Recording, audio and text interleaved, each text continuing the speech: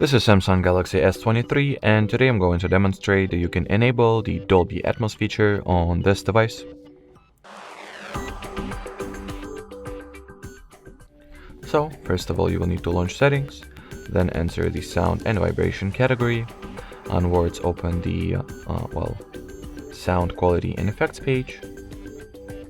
Allow and just turn on the toggle in front of a Dolby Atmos by tapping at the body of this field, like so.